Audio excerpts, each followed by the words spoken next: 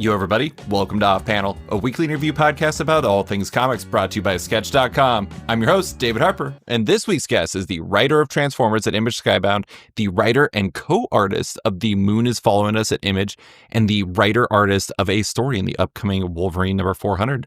It's Daniel Warren Johnson. Thanks for coming on, Daniel. Thanks for having me once again. Great to be here. I love the show. You know I do. I know I do. And I totally forgot that I did a Wolverine story. You just reminded me. I would just remind you of all the important things. So we were recording this on a Tuesday evening. How's the day for you? Oh, good. I'm horizontal, right? Yes. Yep. Yes, Yep. I'm on my couch and I'm pretty tired, but I'm doing good. You know, day by day. State of the world has me a little stressed out. I won't lie. I'm having a hard time with that, but what can you do? Not really anything, apparently. So I'm over here just like drawing in my studio, wondering when the fire is going to proverbially come to my doorstep. Well, you're saying that proverbially. There's that area, like the whole thing that they had announced about, like there was gonna be like a storm that was like a blizzard, wind, and like firestorm that was going to go through the country. Hopefully you don't mean literally as well, because who knows with 2025. 2025 has been a hot mess. But I do have to ask, so you said, you're tired. There's a lot going on. There's a lot going on in the world. You're drawing a lot, so much that you don't even remember the Wolverine 400 story that you probably did a while ago. You also just got back from LA where you did what seemed like a giant signing and knocked out 50 original art covers for the Extremity Artist Edition. Is all of the travel, is it everything that adds up to why you're so tired? I did go to LA and it was a wonderful trip, but I had a really good time. So I did draw 50 covers on those Extremity Artist Editions. 50 like 11 by 17 sketches done in like 3 days. That is unbelievable. It was a lot. We had fun too. We had good food, but I worked my little butt off. So I definitely came home from that trip and like mostly slept the rest of the week. I got back on late Thursday and like Friday was maybe the most unproductive Friday I've ever had. But yeah, and then the Wolverine thing was something that Marvel needed before I even went on my California trip. So I finished that by early February because I had to. So the schedule is the schedule. I feel like for the most part, I have a pretty okay handle on my life and my schedule and stuff, but there's a bit of a race at the end of the day at around 4:30 or 5 o'clock. I have this kind of standing deal with my significant other, Rachel, that I should be done by 6 p.m. So sometimes you might see the state of my page that I'm drawing at 5 o'clock and wonder how it's going to happen. I also wonder this myself. I'm looking at it. I'm like, I have 58 minutes to finish this. It's 5:02. I have 58 minutes to finish all these lines, and I really, really try not to draw after 6. So yeah. The goal is to not draw after 6 so I can kind of recharge and be ready for the next day. But so yeah, I'm tired, but I think it's normal tired. And also I have two babies. I've got a 7-year-old and a 3-year-old, so they keep me thoroughly drained. Do you have a page goal every day? Well, page a day, yeah. Page a day, yeah. Or like a cover. I have been doing a lot of covers lately, so I have multiple goals a day, actually. I'm always trying to get my steps in. That doesn't happen very often. Wednesdays are tough because I always try and go to the gym on Wednesdays. I try and go to the gym on Tuesdays, and I'm always trying to write for at least 2 hours every day in the morning. And then this is the goal, doesn't always get done, but the goal is to be at the drawing board by about 11. And then the goal is to finish drawing by about 5 or 5:30 and get a walk in before I really take a break for the rest of the night. So that doesn't always all those things don't always happen. Do you write in the same place you draw? Sometimes, yeah. I have a little area next to my computer that I write at. I usually just write on my iPad that literally has like paint stains and it's disgusting. Like the keyboard is like the crappiest iPad keyboard you could even buy. And I like take my phone, I throw it across the room, and I have a CD player that I listen to like the Interstellar soundtrack on for, repeat, just to get in the zone and to not be distracted by anything else. But yeah.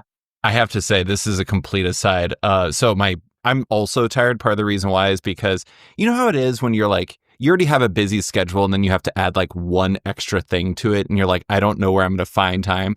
My parents are out of town for a couple months and they want me to go over and visit their cat who they decided to leave without a pet sitter.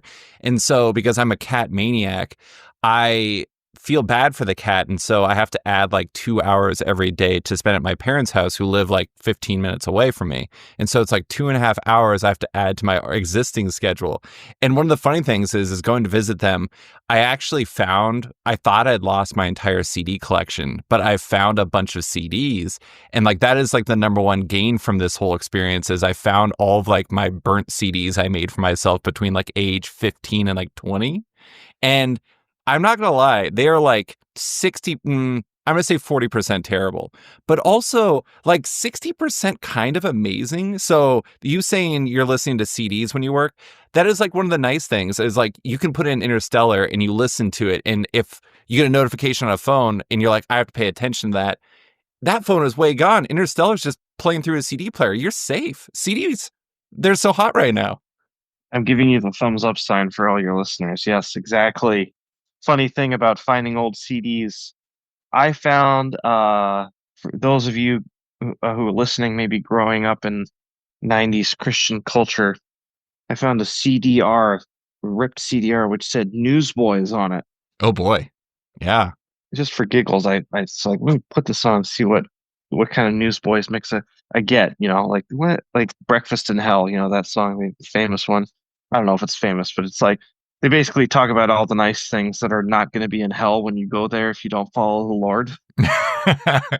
So I was really getting ready to rock. I was like, let me just go back and like feel what it was like to be like my 8-year-old self. And instead, I had this familiar voice caressing my ears.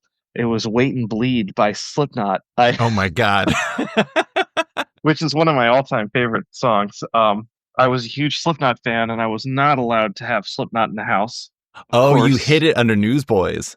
I hit it on. I had my friend rip me like a bunch of like Slipknot, and I think Limp Bizkit was on there. It was a mixed CD, and I had him write Newsboys in green Sharpie on that gold CDR, baby. It was amazing. Oh yeah. Last CD comment, and then we're gonna move on. But one time for a friend, he was gonna go and visit his girlfriend. She lived like 90 miles away, so he needed some music to listen to. So I made him 2 really good albums, and then the third one, I was like, "This is the best mix. I can't wait till you listen to it." And I did an 80-minute. All of it was the hamster dance. Do you remember the hamster dance? Oh my gosh. It was just 80 straight minutes. 80 straight minutes of it. And he told me later that he listened to it all the way there. And I'm like, there is no way. You would have been insane by the time you got there. But, oh man, old technology rickrolling. It's fantastic. But can I tell one more story about CDs and physical media? Let's do it. Sorry, listeners. When I was in college, DVDs were really cool. And, I had this one roommate. It was like a 2-bedroom with 4 men, young college age men living in it. And one of the guys, it was a very small apartment. And one of the guys brought his girlfriend over to watch the movie Sideways on DVD and get a pizza. And it was kind of made clear to us like, hey, I'm going to be hanging out with this girl on the couch and you should not come out from your room to interrupt us, whatever may come, right? That kind of vibe. Like putting a sock on the door, but the sock is on like the room to the house, the part of the house that like everybody should be able to go and be communal in. Yeah. Anyway, we were trying to do them a solid, but they got a little tipsy I don't remember exactly what happened, but they were engaging in familiar activities. But it was after the movie had finished and the DVD menu kept playing on loop till like 3:30 in the morning. So now I can't watch Sideways without that Sideways theme song playing in my head, just thinking about like, do you think we're allowed to go into the bathroom? Nobody was sleeping. A Paul Giamatti classic has been robbed of you because of this. It's terrible. Oh, God, that is amazing. Anyway, sorry about that. No, that's fine. I'm feeling the urge to go down the DVD path, but I have to go back to the reason why we're here. So I said I was going to bring up the fact that you're retired because I've been curious about, we had a conversation, Emerald City, I don't know, like 5-6 years ago, something. It was in its old location. And we were talking about how you were trying to draw with fewer lines. And part of that was because you wanted to, I don't know, you just wanted to find ways to simplify what you're doing and still accomplish the same thing. But also, drawing is a lot. That was at least in part of the reason. Do you feel like you're responding to the physical act of drawing differently now than you were when you were like, say, doing extremity? Definitely, definitely. But it's happened really naturally. So when we were talking then, I think maybe I was being a little more intentional about it. But what has happened with me kind of taking on more of a writing role with Moon is Following Us and with writing just for Transformers, I just more of my day is writing now, which is fine. I'm enjoying it for the most part. Writing is tough, but so is drawing. Apples and oranges, but they're still fruit. So I am drawing less in the day. So I say that I like to get to the drawing board around 11, but what really happens is I don't really get to the drawing board until about noon, maybe 1 o'clock, which is where I run into trouble at the end of the day where I'm really trying to finish. But I think ultimately it's been a good thing because I think me taking less time to make things and to be hunched over my desk is probably good for my body. I really love what I do. I love drawing still. I love drawing comics still. I have a great time doing it.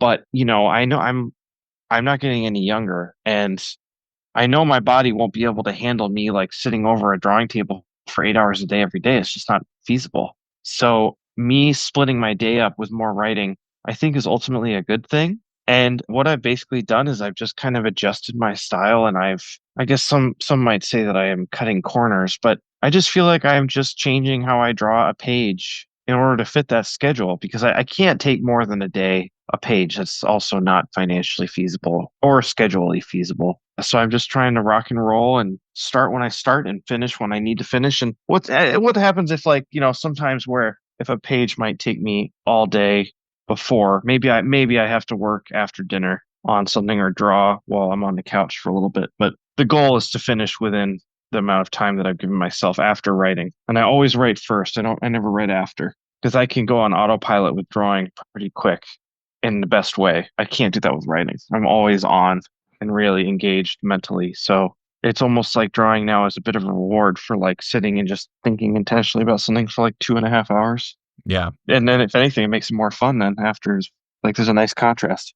It's funny that you say all this because I told you that I wanted to have you on to talk about Transformers and the Moon is Following Us, but I don't want to say I lied. Lied is strong, but I've had a feeling about where you're at lately, and I do know you have a big project brewing in the background, this magnum opus sci-fi book that you've been writing and drawing, have been cooking up for a while, and you have varying other things going on. But this is kind of a dramatic way to put it. But do you find yourself almost entering a different phase of your career? I think so, but I'm not sure what it is exactly. Yeah, you're in like a transitional state to some degree. Yeah, what does it look like from the outside? I want to know. Well, I mean, here's the thing. So from like, let's say Extremity, let's call that a starting point. So 2017, you did what? Extremity, you did Murder Falcon, you did Beta Ray Bill, you did Wonder Woman Dead Earth, you did Do a Powerbomb, you did 6 issues of writing and drawing Transformers, now 12 issues. I mean, for us, the week this goes up, 12 issues of writing only. I'm probably missing something in there, and of like 8 million commissions, all this different stuff. It kind of feels like there hasn't been a moment where we haven't been seeing a lot of you drawing. And now it kind of feels like you're slowing down after a really heavy stretch in an intentional way. And I mean that in a positive way because it's like, it almost feels like you're picking your spots, if that makes sense from a drawing standpoint. Sure. Yeah, I do feel like I'm kind of bleeding out my life essence a little bit every time I draw a page because it does take a bit out of me, but not in a bad way. But making comics is not easy, and drawing comics is not easy. But it makes it that much more important when I'm working on something to really feel passionate about it and feel like I'm trying. I mean, this sounds cheesy, but like trying to not just add to the noise, but rather try and really make art that I feel matters and is worth people's time. So, if anything, when I draw covers, that's where I struggle the most with my art now, is because sometimes I have to do covers where I'm like, okay, why am I making this cover? Usually, if I'm making a cover for something that's outside of my own projects, it's like I'm helping another person's vision, which is fun and it's just something I do for a day. The stakes are quite low, but sometimes I'm like, I should just be only, I should never do covers again and only do my own stuff, which is silly because I really love doing things for fun. And that is fun. Doing covers is fun. So I think you're right. And another reason why, from the outside looking in, it looks like I've slowed down is because, with this kind of sci-fi thing you're talking about, I'm planning for it to go for a while. I don't know exactly how long a while is. We'll see. But I have 3 issues drawn already. Yeah. Um, so it's like stuff that's been going on in the background, and I'm not getting younger. I can only spend so much time at the drawing table, and every line that I put out is something that I really want to matter. As silly as that sounds, but I don't think that sounds silly at all. I mean, it's here's a good example. So I had Trad Moore on not that long ago, and we talked about how the original art sales and also like the other stuff that he does with Felix Liu from Felix Comic Art, who you work with also, yep. allows him to kind of pick his spots more because it allows him to pick projects that fit what he wants for himself. And I think that, I don't want to read too much into it. I don't want to make it pure capitalism or anything like that. But I got you. I do wonder if to some degree, if you being in the Extremity Artist Edition went really well. Like Transformers is going really well. Moon is Following Us seems like it's going really well. You've been in a really nice place for a while. Do you feel like you're allowed to make better choices for yourself as a person rather than just an artist because you kind of have that almost underwriting your work to some degree? Oh, right, 100%. But if I'm going to be totally honest with you, I think the thing that it makes me the most healthy in my work and my approach to my work and my life is the simple agency to be able to pick projects that I'm excited and passionate about, which, like, don't. When I agreed to do Transformers, I was convinced I was making like a career dip.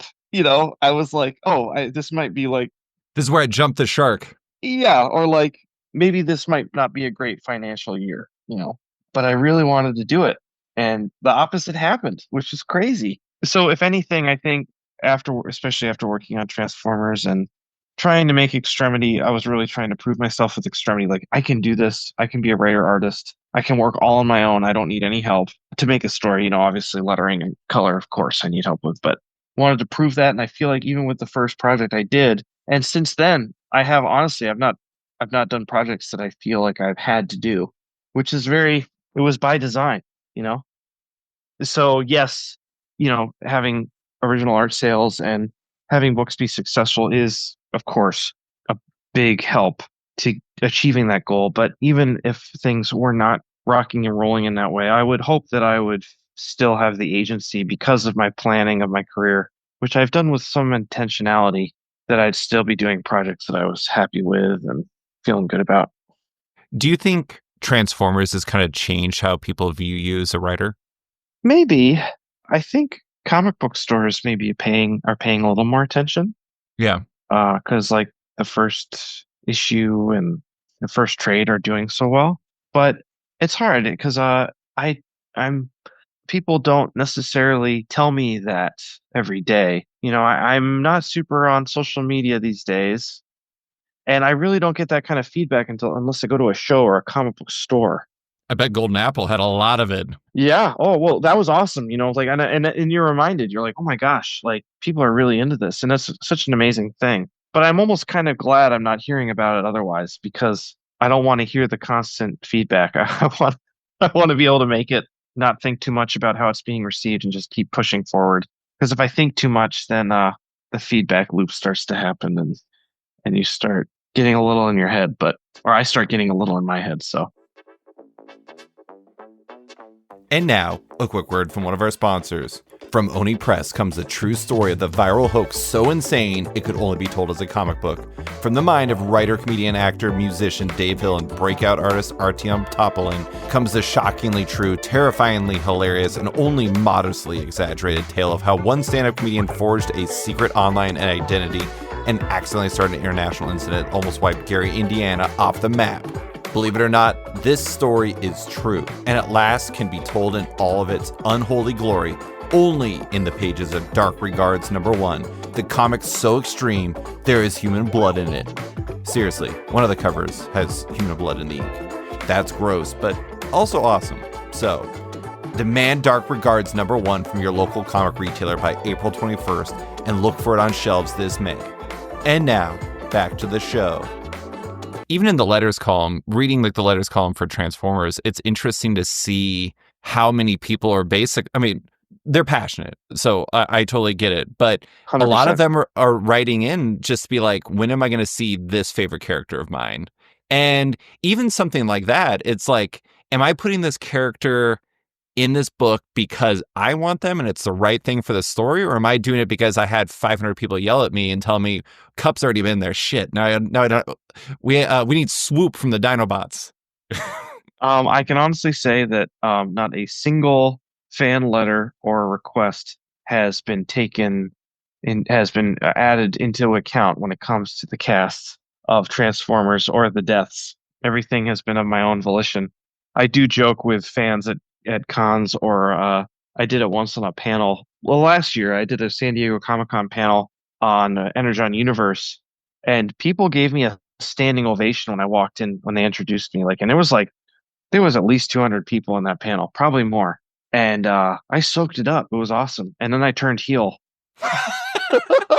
Of course he did.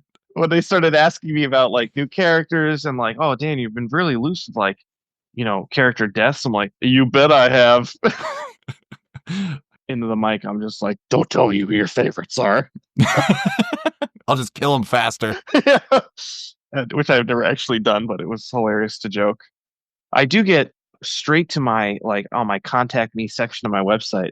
I'll have people just send a message without any intro, subject, what have you, of just, will Hot Rod be in your story? That's it. There's no question mark. There's no sign off. We've gotten multiple things like that. Well, Hot Rod fans have spoken. Yeah, or whatever random character you can think of. I get a lot of those, which is hilarious. When I was at San Diego, I was actually trying to drop by your signing to say hello. And it was funny. I was there right as this person showed up because I think they wanted to get a picture of you with the scene where you killed Bumblebee and with a toy of Bumblebee. And so it was just like this. They're like, I want to see this happen.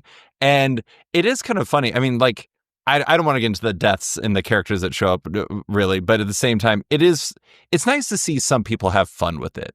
And that person was having a blast with it. It was hilarious. It's so fun.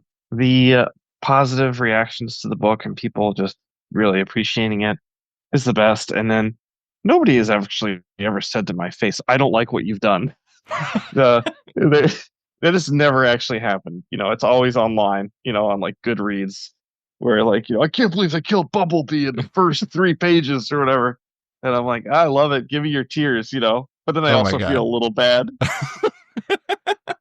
There's sometimes this is my own fault. I shouldn't do this. So the Transformers forums, tf2005.com, has a whole forum on the comics. And for the most part, people are really happy. But there's this long-standing thread on the forum. It's just titled "Skybound is stale." Oh my God, that's hilarious! I'm like, guys, we haven't even hit issue 18. And basically people are just like, he's doing a terrible job. I loved the first 3 issues, but now it's issue 12, and I hate it. And I read them because I have no self-control. I can't help it. Every once in a while, somebody drops a great story idea in there.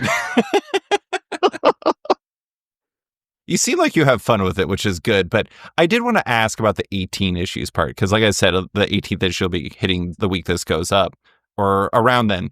That is longer by half than your previous longest run on a title in Extremity. Sure. How does that feel? It feels like a whirlwind.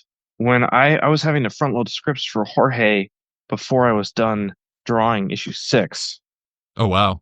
So I was writing scripts every 2 weeks for a little bit. So I really don't know. The ending of Arc 2 is awesome. I'm really happy with it, but I also have no idea how I pulled that off. It's all really hard work, obviously. But at the same time, because the schedule is so crazy, and because it's characters that I don't own, I have a good time with it and I do my best. But at the end of the day, I'm pretty okay washing my hands of it, and letting those negative comments on the internet roll off my back. It don't bother me a ton because there's like a lot of baggage that gets brought along with these characters by other people, Hmm. and I have no control over that. When somebody says something really nasty about Space Mullet or Extremity or Power Bomb or Murder Falcon, that really stings. I will not lie. That's you. It's me. Yeah, it's true. And but at the same time though, the people that are actually like taking the time to comment on the books that are personal to me that I've made for my own brain, they're not saying negative things, you know? They're like super jazzed. So the negative comments as a whole are way less than any negative comments I've gotten from like Wonder Woman, say, or Beta Ray Bill, whatever. But then also talking about, like you were asking, with working on Transformers for so long, it's a little breezier and it's a little more fun. It was a good lesson for me to know that I can kind of slap some paint down, and a lot of times, after letting the paint dry, word wise, things can be really cool. And you kind of learn a new way of making things, which is my pants are on fire. I have to get these pants off. How am I going to get these pants off? Okay, somehow I got these pants off. Maybe I got burned a little, but it's okay. I'll figure it out the next time my pants are on fire. I like that you have the space to, I don't know. I mean, here's a good example. So, one of the big moments for you early on, something you fought for, was the moment where Optimus Prime accidentally killed a deer in issue number 2. Yes. Having more time on the book allowed you to call back to that moment in issue 11 when Beachcomber and Spike come across another deer. And I do think that that is one of the advantages. And maybe I have no idea. Maybe this is already a gear you have in you with callbacks, because obviously you did Extremity and that was 12 issues. But maybe that's something that's going to help you when you do your, as you're doing your sci-fi story, where now you've kind of, you put in the reps, you put in those steps, you've kind of Yeah. built yourself up. So now when you're getting into that, maybe that gear is going to help you as you go forward. I think you're probably 100% true. In fact, I know you're true. You're right, because I remember writing the deer thing when I was working on the outline for the first 6 issues. I had no idea that was going to be in there. I just kind of wrote it on a whim. I was just like, oh, it'd be kind of interesting if Optimus accidentally stepped on something from Earth. What's the symbol for innocence? Oh, okay, you can step on a deer. I didn't even really think about it that much. And then I go through outlines a bunch before I send them out because they're a huge part of the storytelling process, and it's kept sticking out to me like a sore thumb. Like, oh, this scene is really huge. And it was so huge that I've actually, like you said, I've been using it kind of this backbone to kind of bring everything back, which again, I had no plans to do in any way, shape, or form, like not even close. And it's one of those things that, like, kind of like I was saying before, like, oh, my pants are on fire. They need this outline now. I have to write something down. I'll write this down. Hey, that's actually pretty good. That happens a lot. And it's something that I've had to do on the sci-fi thing too, because, I can't wait for things to be perfect. I just have to write them, especially when working on something so long form. It's just good. It's a good reminder. It's like, okay, the world is not ending if I get to the end of my writing session and it's nothing really good or nothing really transcendent has come out of it. It's pushing the rock up a hill a little bit day by day, and then being okay with moving on to a different part of your day. Because what I used to do is I used to write like for a whole day, get really frustrated and feel like my whole day was wasted. Yeah. And now I'm thankful that I've figured out a healthier way to approach it, which Transformers has helped me do. I only write for maybe 2 or max 3 hours a day, and then I put it away. If it's going well, I put it away. If it's going terribly, I happily put it away. I let it sit for another day. And it's also really good for making new things too. Like I'm working on a new series that's different from the sci-fi thing that somebody else might draw. And I have a little bit of time now that the spacing of Transformers is a little less crazy. And it's going terribly. And but making something from scratch is so hard. So I just pick at it a little bit every day, and I sit there in the coffee shop or at my desk, and I just kind of sit there and think and add a thought here and there, and it's almost like a mind exercise that I finish after a few hours, and I move on to drawing.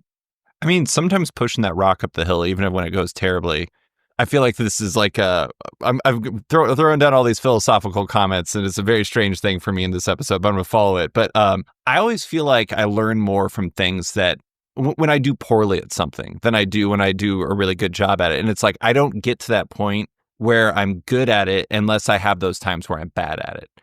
And it seems like almost, well, not every day is great. It's almost like the grind is part of the process. Yes. And there are days where it goes really well, and days where it goes whatever, and days where it goes terribly. And then some days where you have this moment of absolute eureka transcendence, which are rare, but they feel so good. And it's like riding a wave for like a week. Where you're like, I figured it out. I wish I had more of those, but that's okay. It's is what it is. Are you done with the scripts for the series yet? For Transformers, Yeah. I have two left. So pretty crazy. The funny thing is the last time we talked on the podcast was before the series had even started. So we're like, you're pretty close to the end. And so you kind of you're at a good spot where it's like, you're probably, I can't speak for you, but maybe you're at a point where you're kind of thinking about the experience overall. What are the biggest things you think you've learned from that experience, either about what you want for yourself or how to approach stories or whatever? I think I've learned that I am a better writer than I think I am. I've learned to trust my instinct a little better and to stand by it. I've learned what the feeling is for real, like when you find something that's true in a script and it works, and there's like it's like a, it's like a ringtone, like a really positive klaxon that goes off in your head, and it's a feeling that I would get every once in a while. Like I got it with the Optimus and the deer thing, and a few other times, like Ultra Magnus running away from battle for the first time, where I'm like, oh, I really like that, and they're kind of the centerpieces where I put my story. I kind of build the arcs of the characters around, and that's really great. It's good to kind of recognize that and kind of realize, okay, this is something that continues to happen and something that you kind of not necessarily search for, but you recognize when it happens. You savor it and keep it close, and you make sure it stays in there. And then I've learned to kind of like we were talking before, like just to shoot first, ask questions later, like put it in the fourth and just go. It's gonna be ugly, and then you go back and you fix what you kind of the crappy tread marks you left behind. So That makes sense. it's the biggest thing, honestly. It's a huge thing that I've taken away from it, and makes me more confident if I were to do this again in some different universe someday. I mean, it seems like you've gotten to a point where you trust yourself in a way you maybe didn't at the beginning. I would say that's true. Yeah. And in a lot of ways, it has made me braver in starting new things where it's like, oh, it's going to suck. Okay, here we go. And like you just keep going. You just keep it chipping away every day, like the grind. But I guess grind makes it seem so kind of negative and like, but it is a beautiful thing. It's amazing. It's great. It's like working out every day. You get used to it, and then for whatever reason, like a few weeks ago, I had to go to the dentist, and there was just no time. I had a bunch of covers due. I couldn't write that day, and I felt no, I felt bad. I was like, I've or today. Oh my gosh, today I just looked at synthesizers on Reverb. I didn't even write at all. Sometimes that happens. I like to think you actually had in your schedule look at synthesizers on Reverb. That was like a 2-hour block. It's like, we're replacing writing today. I need a synthesizer or pair of hours. To be fair, I only did it for like an hour, and I like as I was at the coffee shop. I did it for an hour. I finished my coffee, and I'm like, this nothing's getting written today. I went Yeah. home. Sometimes I think you got to accept that. I was having that on I think it was Saturday, where I was just like, there was something going on with me, and I was just like, I just don't have it today. Like I could force myself to do something, but it would suck, and I would just have to start over the next day. I don't want to give myself too much credit, but I was like, I am smart enough to recognize that I don't have it, and that sometimes that is a real strength you can have. It's important. Every once in a while, I'll have drawing days like that where I have to leave the house, and it was a few weeks ago. I went to the art institute. I was just like, screw this drawing thing. I'm going to go sketch in my sketchbook at the art institute. It's right there. It's a 45-minute train ride away. Let's just do it. Yeah. When you were on the podcast last, I kind of had observed that you were kind of, I'd only read the Ash Can at that point, I think. And I was mentioning that like, it seemed like you were trying to figure out how your art meshed with the shapes of the Transformers, and you agreed with that. And it seems like you figured it out as you went along. But do you think you learned anything about your own art during those 6 issues as well? I did because I really, especially as the series wound, my section of the series wound to a close, like issue 6, I was having to write a lot for Jorge, who was coming right up. He had to start on issue 7 art before I think I was done drawing issue 6. Wow. I can't remember. That may be an exaggeration, but things were moving really fast, and I just I could not just draw. Where I was mostly used to, like I was said before, writing 1 or 2 days a month, fitting it in where I could, or like after I was done drawing late at night and just drawing all day, and it just wasn't feasible anymore. And it was during Transformers that I just really stopped drawing all day and I really switched to the. Also, I was working on Moon is Following Us at that point as well, and I was really overloaded, and I just had to write every day. Otherwise, I couldn't do the juggle.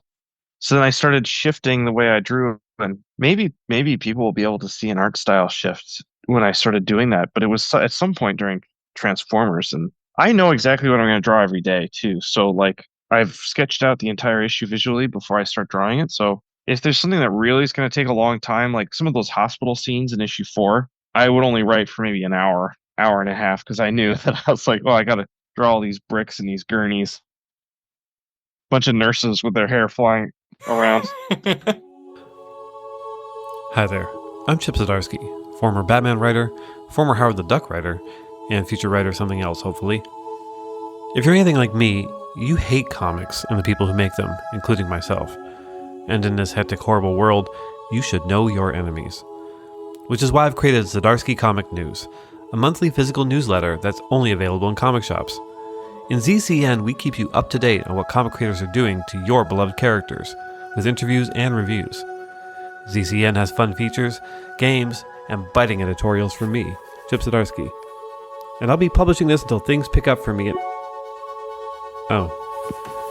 Oh wait, just a second. Looks like I just got my next assignment. Let's see. Oh, Howard the Duck. Okay.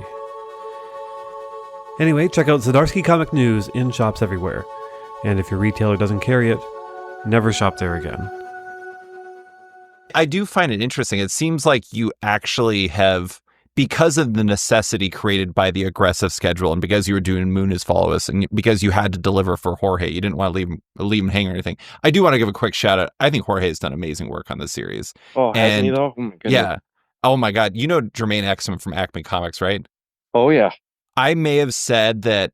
I'm sorry, Daniel, I actually said this. I said I liked Jorge's art more on the book than I liked yours, and I loved your art. And Jermaine texted me, and he was like, what the hell? And but anyways, Jason Howard's stuff has been great too. And it's been really great seeing that. But it is interesting because like you were almost forced into a position where it's like what you did before didn't work anymore. And so you had to find a way to adapt. And I wonder if that's going to be valuable for you going forward and like healthier, maybe? I think it will be because I'm just spending less time, like I said before, hunched over the drawing table, which is not good for me physically. And it's only going to get harder. I think I just need to lean into the change because I can't draw like the way I draw all the time forever. So things have to change. And by me spending another 3 hours on a page does not make it inherently better. Right. If only it was as simple as man hours, but that's just not the case. You know, with cartooning, just because something takes you longer does not mean it makes it look better. I had a thought. Maybe what you need to do when you get into that last hour where you're running out of time and you have to finish a page and everything, you just have to put on the title screen to Sideways DVD and just see if that can motivate you to finish up quicker. The PTSD from that experience will drive you. I will say it's like me hurtling toward Earth. Like it's going to happen one way or another. It's just depending. Like, am I going to make it? Right. So usually it's like Love is Blind. I put on some really bad television. Amazing. Just good enough, or just edited well enough that it keeps me in my seat till that 6 p.m. bell rang. Can I tell you a story beat that I loved from Transformers that I probably loved more than anybody else? Sure. I love that canonically you at least made Starscream a cat person. He may be a cat owner. I don't know the status of the cat right now, but he did jump over with Starscream. And I really appreciated that. That was really fun. Wasn't that awesome? Yeah, it was amazing. As far as I'm concerned, that cat is still hanging out somewhere in the cockpit. I agree. I mean, he's got to be in some tough shape, or at least maybe very adaptable. I'm not sure what's going on, but when that happened, I actually wrote in my, I do a column every Friday about 10 things I liked or didn't like in comics from the week. And that was one of the things I think it was just like Starscream, cat owner. And I just wrote about that. There's also a guy apparently stuck on the shard being forced to sketch the Decepticons in victory. Oh yeah. Over and over and over again. Yeah. I hope that guy's okay. I hope so too. I have thoughts. I have ideas. We'll see. Whoever takes the reins after me, we shall see if they are used. That's the Free Comic Book Day 2025 story that you're secretly doing. That cat thing, though, it's funny that I glom on. Oh, it's not that funny. I admitted I was a cat maniac, but it's really fun. It's like the type of thing that a lot of people wouldn't value, but it adds to it because it's funny and it actually fits Starscream and it's all these different things. How much of a driver for you is fun? Oh, a lot. I mean, like 90%, 100%. I don't know.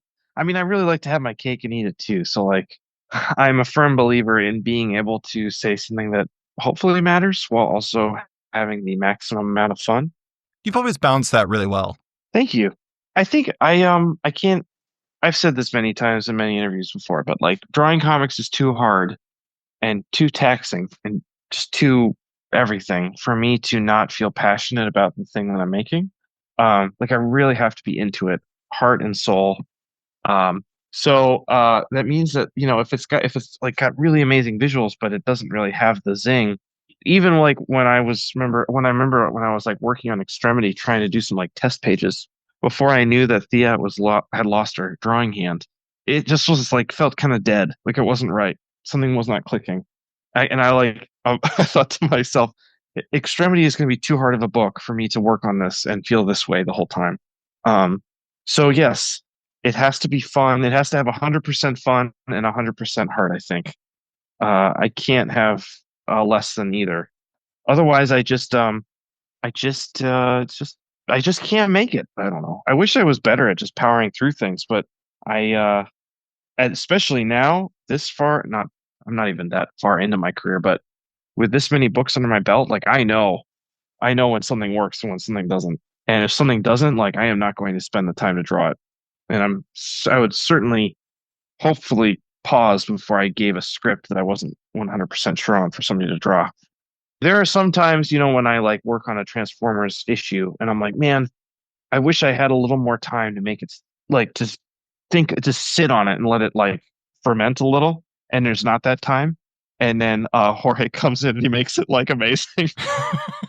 But then it makes me even better feeling when I do feel, which I feel about as 80% of the time, I turn in a script for Transformers and I'm like, this is ripping. Yeah. And then he gives me the art comes back and it's just blows my hair back every time. You said that like you wish you could kind of, you don't want to say, right? It's not that you want to phone it in or something like that, but you wish you could just kind of, you know, put your mind to it and get through things and everything like that. I think the thing that's interesting is we were talking about basketball before we started recording. Do you know who Paul George is? I know I should. I'm sorry. No, it's fine. Paul George is a basketball player who was with the Pacers at the beginning of his career, and he was with a number of other teams. He's currently on the Philadelphia 76ers in spirit only. I don't know if he's actually currently playing because that team is a disaster zone, but oh my God, what a disaster. Oh my God, it's so bad. But I always knew when he was with the Pacers, I always knew when he was going to have a good game. Because there was this thing that he would do where he would sometimes he would come out of a rebound and he would just spin the ball back to himself because he was feeling it. And I kind of feel like you got to have that type of thing where it's like, I don't know. This isn't me like downplaying somebody else's interview, but I was reading an interview you did with the Comics Journal, and they were like, I think they asked you like, are you an auteur? And like, I don't really think of you as an auteur as much as like you're like that person who can do a 10-minute guitar solo because you feel it, not because you wrote it. If that makes sense. Yeah, totally. I can see that.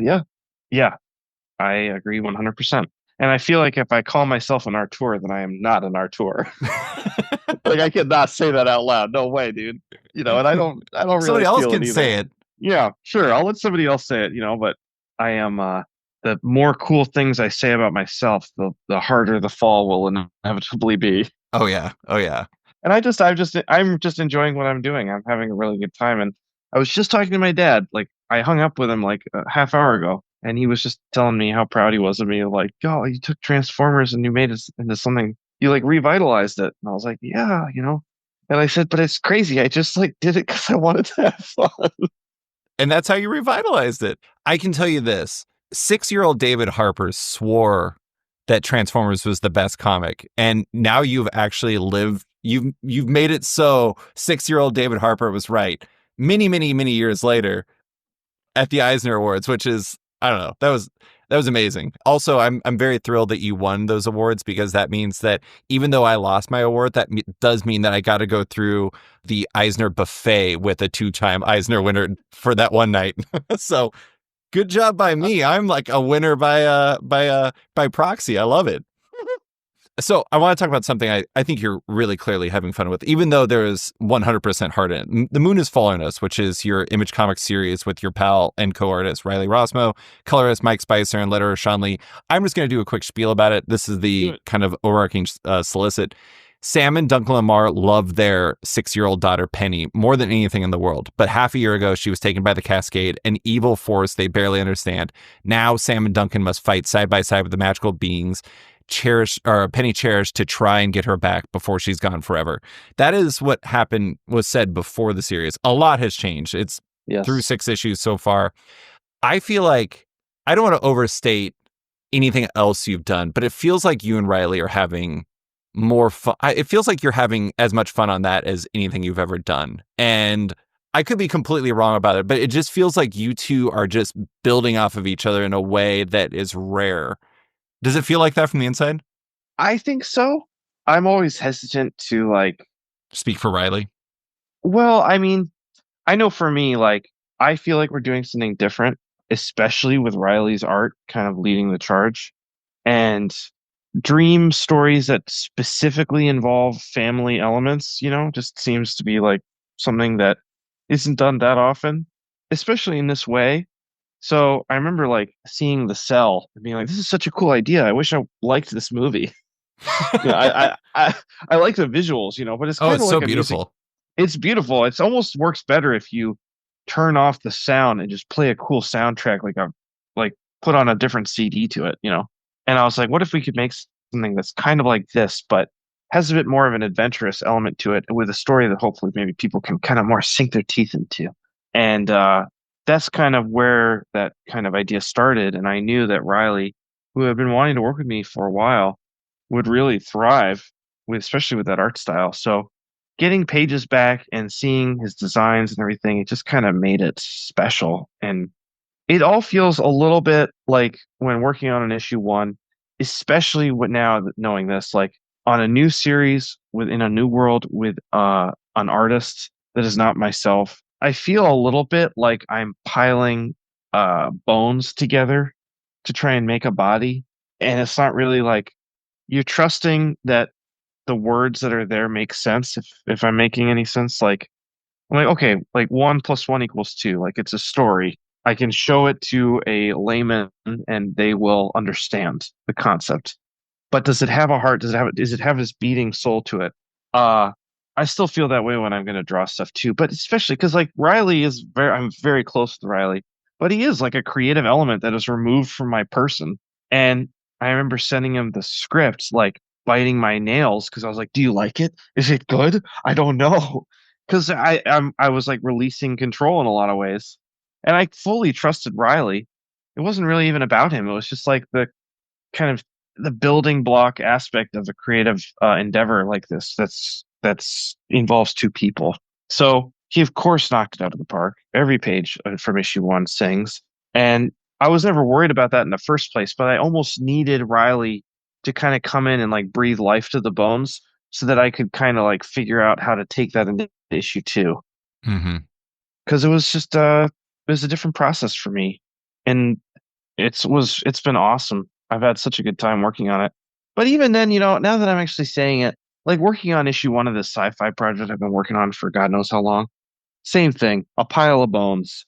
Yeah. It's like, yeah, okay, it works, but does it worth, I need to kind of sink my teeth into the visuals of it because that's the medium that it's residing in. So I don't know. I think I'm more talking about the creative process about making comics as a whole. I'm sorry. I'm getting off track. No, no, no. I mean, that's all part of this because you mentioned earlier about how you would take people's feedback differently on Murder Falcon than you would Yeah. on Transformers.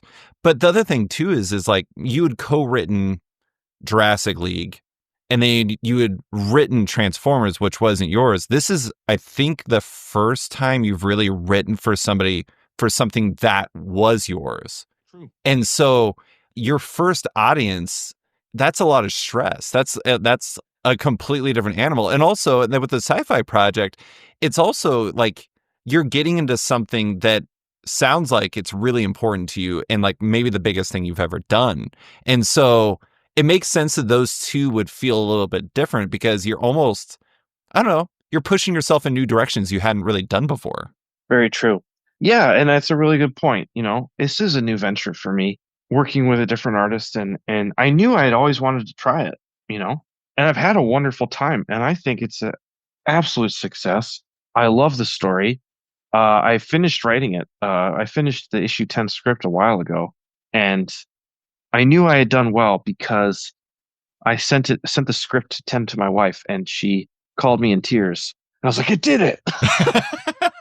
Yes. And the best part too was like maybe a month and a half later, I think we had to send the script to Mike or maybe to Riley. I can't remember. And Rachel is helping me with logistics. So she sent it. She read it again and she came into my studio crying. I was like, yes, I did it. I made you cry twice. My wife is very even keeled. So it's a good measure, good marker. Not like I'm actively trying to make my wife cry, but it's a great indicator. Yeah. At the ending, I stuck the landing somehow again, which feels great. And Riley has just finished all the art on issue 10. Oh wow. So we're like it needs to be lettered and colored, but we're basically done. So it's been an amazing it's been really fun to work on. It has been a challenge because making things from scratch is always a challenge, but it has been worth it. And I'm really proud of it. And now, a quick word from one of our sponsors. More campaigns, more big names launching on Zoop. Now live are a gorgeous art book from DC mainstay Adriana Mello, as well as the complete digest edition of Skull Kickers from Jim Zub and Edwin Huang. There is also time to support AWA Studios' Artists for LA, a benefit campaign to raise funds for those affected by the Los Angeles wildfires. Contributors include Bill Sienkiewicz, Mike Diodato, Dennis Cowan, and many more. Original art, signatures, and other items are available, with proceeds going to the California Fire Foundation Wildfire and Disaster Relief Fund and the California Community Foundation Wildfire Recovery Fund. Zoop would like to thank all the creators who have recently submitted projects and urge all creators to submit your project to Zoop. Click the Submit Your Project link at zoop.gg as they are providing services to even more creators than ever before. And now, back to the show. You also added the additional wrinkle of, do you know the Postal Service? Yeah. You basically Postal Service, The Moon is Following Us, where you guys would like mail. I don't know if you know that they got their name from mailing each other stuff back and forth to make the songs. I didn't know that. Yeah. So they got their name because Jimmy Tamborello from the band would mail basically the instrumentation to Ben Gibbard, the vocalist, and he would edit and add instruments and add his vocals and then mail it back. And then that's how they made the album or the album Give Up. And you guys are doing that too, where you're like basically FedExing pages. Yeah. Like the ones where, because you'll draw the real world portions and Riley will draw the dream world stuff. I do think that that's a really interesting thing. Like I wrote about that. I did a column where I wrote about the things I was thankful for in comics in 2024. And one of the things I wrote about was your collaboration because it's such a unique thing. And there was this one page where Sam and Duncan like kind of fall through into the dream world. I think it was right when they did it for the first time. Yes, issue 2. It was a transition. I don't think I've read a comic page like that before. It was so interesting to see how you guys did it, and it really hit hard. And I don't know, I think the jam element is a very special thing for that book. Yes, I agree. And Riley and I are really big into, things that you can feel with your hands. And logistically, it would have been much simpler to just work on everything on like a Photoshop document that we upload to Dropbox. Sure. But it just feels that much more real when because Riley will draw stuff and then send me immediately what he draw has finished once he finishes an issue, and I get a stack of his art. It's like this, like 2 inches thick or whatever, inch thick, and I go through it, and there's all these missing panels. It's like I get to basically I get to put together a puzzle piece before it goes off to the next person, and it's a really cool feeling.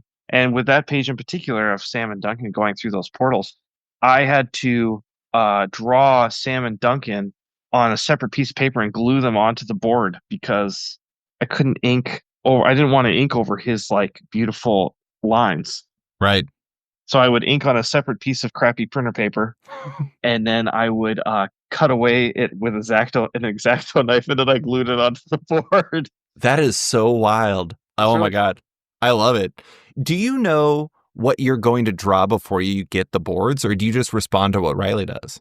So we learned, so logistically, when we first did issue 1, there was no shared art across pages. It was all, or sorry, like it was all separate in the middle of pages. Yeah, there was no back and forth there. But as that started coming into play, I would give Riley a really like baby drawing of like a beat layout of here's your panel, and then I would do like a little stick figure of what I'd be drawing. Like, this is the space I need. Exactly. And then I would literally like draw a panel for Riley, and I just write Riley. And that's in the script. So he knows how to kind of like how it's at least beating out in my head. And he'll send me the page where he's drawn like the top right corner, and I have to do the rest. Oh my God. I love it. I give him crap because he uses paper that I cannot stand. You guys didn't pre-negotiate what paper you're using? No, he uses the yellow Strathmore 300, which is it's disgusting paper. It's barely paper. But I've told him this. I'm a paper elitist through and through. Oh my God. People know this about me, and I just give him so much crap about it. And as I'm like trying to erase my pencils, and like all the ink is disappearing because it's not actually in the paper, it's on the paper. I'm like calling Riley, being like, "Why do you use this paper? I'll pay you to buy better paper." Oh my God. The collaboration element is interesting to me because it's a new thing. It's a new thing for you to do. And I'm interested, would you say that trying new things is a big driver for you as a creator? I think so. I don't know if it's a huge driver when it comes to my entire career, but it for sure is with art. I really love trying new techniques and new tools. I remember talking to you at New York Comic Con where you were working on this commission for The Ring, and you talked about how you thought about it for months about how you would do it, and you ultimately landed on a fisheye. And it seems like it's not just it goes into the thought process of the art too. Yeah, and that was before I really had known how to do fisheye. Every once in a while I'd see Lionel Yu do it, and I was like, how is he doing that? And it was always a little intimidating. And then finally I just took a fisheye photo and I just traced it just to kind of see what it was like. And I was like, oh, this is simple. I just have to make sure it's equal on each side. And so I then started doing a bunch of fisheye stuff in my commissions because I was like, I want to practice this. Yeah. And I could do it on commissions. And now it's another tool in the toolbox, which I'm very happy to have. And it feels really cool to be able to do it on the fly. So it's the same reason why I never use not never, yeah, never, but never sounds like I'm not trying to sound like hoity-toity here, but I do. It's just the truth. I never use like SketchUp, like rotating it and then like printing it out in blue line like a model of like a Jeep or an X-Wing or whatever. And it's not because I think it's like because I have this like standard. It's just not fun. Yeah. If I have to draw a scene with one of those like army jeeps from World War II, I am actively excited about that. This like I don't really know how to draw those jeeps. I always you fake it. Same thing with like a Huey helicopter. Like I had to draw Huey helicopters in Murder Falcon. I'm like trying to figure it out. I'm trying to draw it just from memory, and I'm like, this looks bad. I'm bad at this. I cannot wait to get good at this. And now I can do one from memory. Oh my and God. It's the coolest feeling ever. And also, I met Goran Parlov in 2016 at New York Comic Con. He was rolling a cigarette because he wanted to smoke as soon as he got out of the convention. And I asked him, we were looking at Punisher, the Platoon pages that he had, and there was like a F4 Phantom that he had drawn. And I was like, hey, did you use like reference or what did you do? He's like, I look at picture and I draw once and then not again. Like, I look at picture, I draw once, I don't look at picture again. Oh my God. And I was like, I need to be you now. So like I will have like I use this website Sketchfab where it's a bunch of 3D models that video game developers can buy. And but the way that you shop around is you can like on just Safari on my iPad, I can just like rotate it in real time, look at it through my browser, and it's just the perfect way to kind of see how everything works and every little nook and cranny. And I have it over here on my iPad and I draw it over here on the paper, and I make so many mistakes and it's the best. Because then when you get it, you're like drawing those kinds of things. Sorry, I'm really getting into the weeds here. I'm sorry, you poor listeners. But like you can start pushing things. It's like once you like really develop an understanding of like, I don't know, some like a Huey helicopter, right? It's like, well, yeah, like you can like start warping things in a way that makes it look even cooler and fits the story in a way. Like you give the tail of the helicopter just a little bit of the fisheye, but everything's still in its proper place. It looks right. Looks just exactly the way it should be.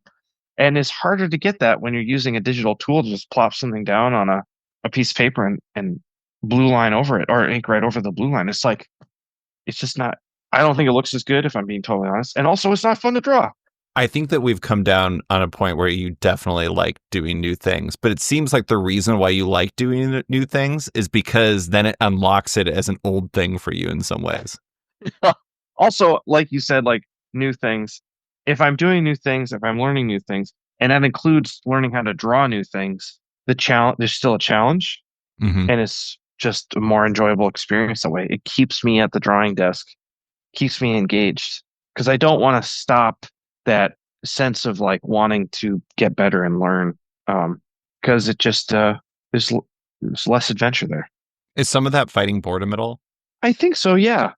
For sure, yeah. I think that's another way to put it. Because if I'm just drawing the same thing over and over and over again, it gets boring. Did you ever see there was this quote, like this, a section from some book, and it was Mobius talking to a DC editor about Jose Luis Garcia Lopez. Do you ever see this? I had never saw that. Okay, I'm going to read it to you. And I'm not going to do an accent because I don't want to just destroy Mobius's accent. It says, this Garcia Lopez, he asked in a heavy French accent, he uses models, no? And the DC editor responded, no, I answered, smiling. And the response is, son of a bitch, Mobius hissed. And I mean, like, that's the thing with Jose Luis Garcia Lopez is like, he got to the point, what you're talking about with like the Huey helicopter and things like that, of like, he knew those characters enough to bring them to life in the exact way he wanted, in a very particular way he wanted. Yes. It's subtle. It's not something that you might not even notice at first glance, but it is there. And it's a skill and something that I feel separates from a lot of artists out there. You know, I just think it's that mastery of that, the subtle mastery of those things is something that I think speaks volumes to the passion of making comics and the intentionality as well. I'm going to bring basketball back up. They call those micro skills in basketball, where it's like you're building these very small things. And I don't know. I mean, I think I talked to you about this in the podcast last time. It's like you did those fisheye commissions. And then that meant by the time you use that and do a power bomb, you're ready for like the narrative debut. Because you'd gotten it down. Yeah. You know what I'm saying?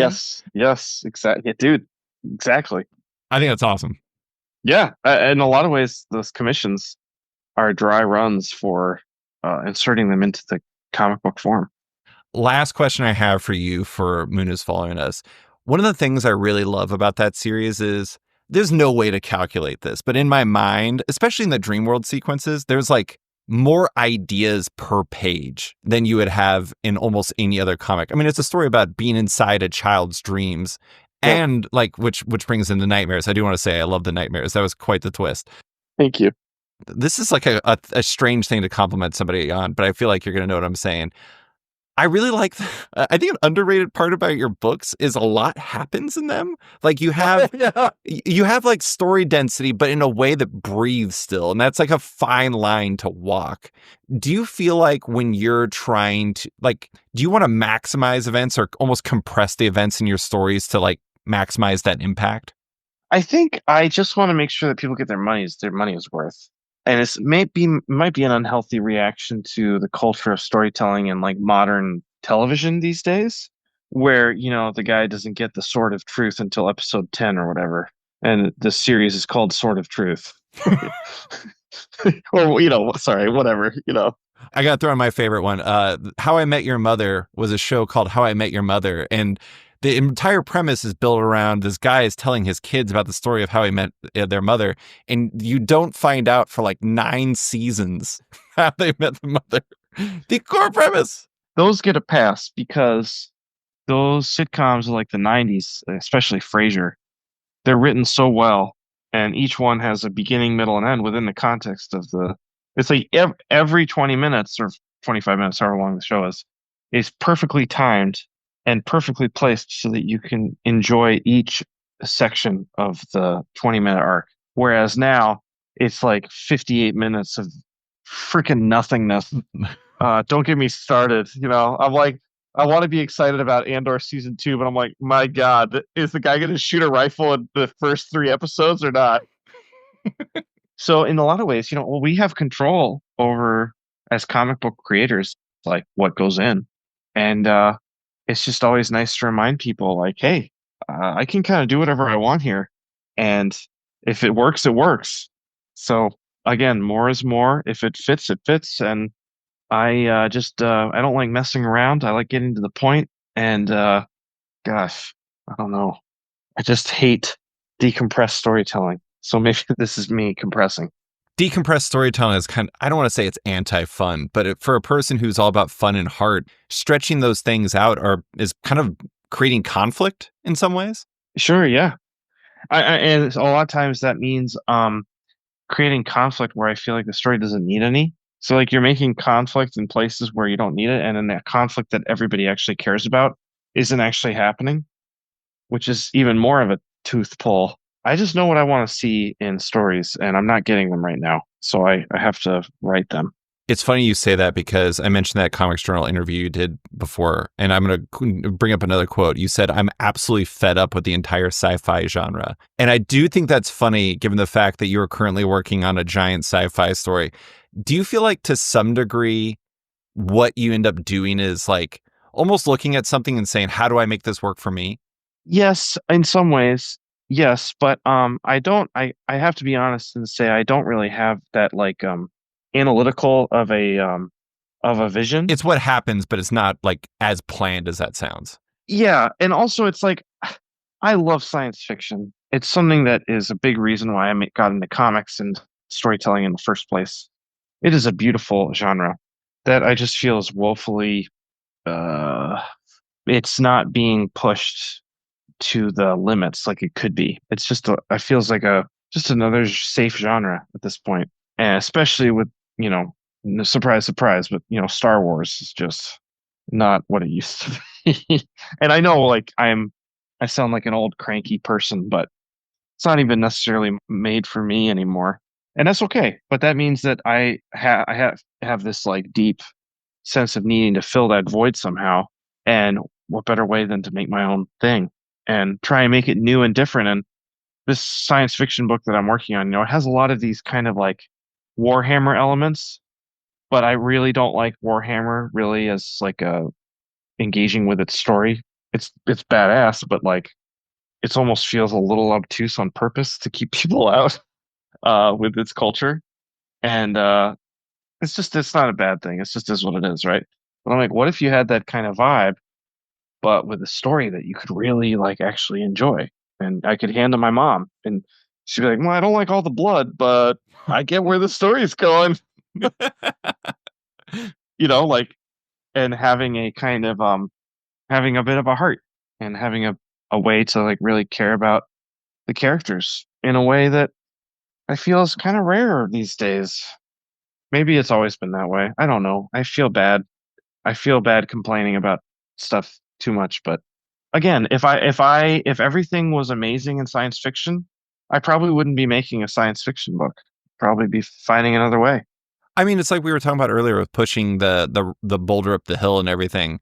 I think that part of it wasn't something you did intentionally or analytically or something like that, but you kind of needed those experiences of being frustrated with those types of things to kind of figure out where you would go with that sort of thing. So it does seem like kind of, even though it wasn't as like intentional or maybe craven as I kind of laid it out as, it seems like you Oh almost kind of no. backed up into that. I shelved this science fiction project in like late 2020. I gave up on it. I started in 2017 and I was working on it dutifully until 2020 when the pandemic hit and I was like, I'm going to use all my spare time and I'm going to really attack this. And I did, and it went terribly.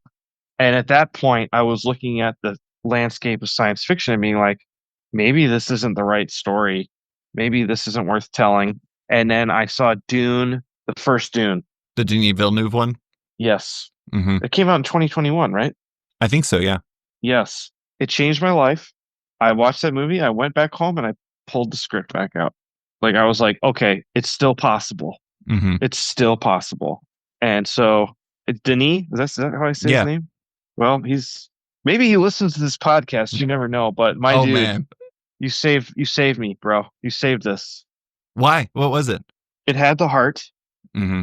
but it had the unapologetic world building and this kind of grit that I feel like a lot of science fiction is missing. It had all the pieces, like it had little dudes running around getting blown up by massive missiles, Yeah. and like almost like like the Atreides. I know this is part of the story, but the Atreides get owned so hard. Yeah. It's so awesome. It's like it's this big swing, you know. Paul is just up. They're just, I don't know. I like Dune a lot. I don't love the book because I cannot stand the way it's written. It's just all the best parts of Dune gone up to like volume 11, and you feel for every single character, and it feels overwhelming. Like even watching it on my like smaller screen, just the way that the visual tone of the whole thing got me so excited. Like that bulbous egg-shaped Yeah. thing in the beginning when it lands, and it's just unapologetic delivery, intentional delivery of new, even just shapes and concepts and ideas visually presented in a way that doesn't treat me like a baby. One of my favorite things from that movie, this is a random thing to be a favorite thing, but I love when the Bene Gesserit, it's like the dude who's coming to basically hand the baton of Arrakis to the Atreides family. And he's got I think it's like the navigators of the way, I forgot what they call them, the dudes with the giant helmets and everything like that. Yes. And they never do anything. They just walk. And they look awesome. And like, They look amazing. And like, that's the thing is like, that's like a story in like a costume. And like, that was one of the things where I was like, yeah, this rules. Although I will say, I love that movie. There's no way I'll ever love it more than my wife, who one time when we were flying somewhere, I don't remember where, you're on the plane and you got the movies to choose from and everything. She put that on so she could go to sleep to it. That's an intense movie to go to sleep. And she was just like, because she was like listening to the score and hearing all the explosions and all the, you take to your still suit like you're born to it. And I'm just like, oh my God, how are you sleeping during this? Oh, oh, I know I'm probably preaching to the choir. I mean, a lot of people really love that movie, but I actually like Dune 1 better than Dune 2. Yeah, I agree. I think they're both great. Oh yeah, I really love Dune 2 as well.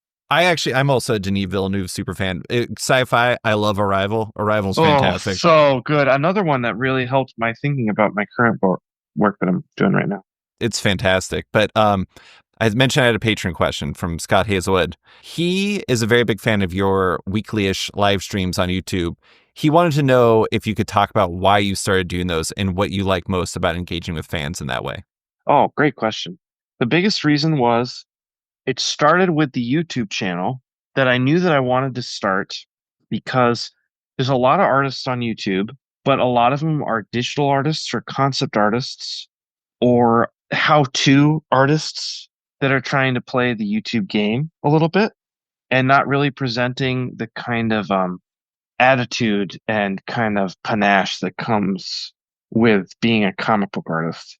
I don't know what it is since like I met with American comics, you know, if you are successful enough, you kind of develop like a bit of a personality, like a little bit like a musical star or something. Like I don't consider myself to be a rock star in any way, shape, or form, right? But just by me doing everything myself, making stories and having my name stamped on the front of stories that people are connecting with in a real way, it kind of puts me front and center in a way that wouldn't be happening if I was doing like concept art for film and television. Where you're a little bit more of a cog in some ways, which is like way healthier because you have like a regular schedule and like a 9 to 5. But I was like, why don't I just kind of lean into that? Not in a weird way, but just like present that attitude and that kind of like vibe in YouTube form and be a presence there in a way that I hadn't really seen. And yeah, I refuse to play the algorithm game, so I don't upload as much as I should, and my thumbnails are terrible on purpose because I just don't care.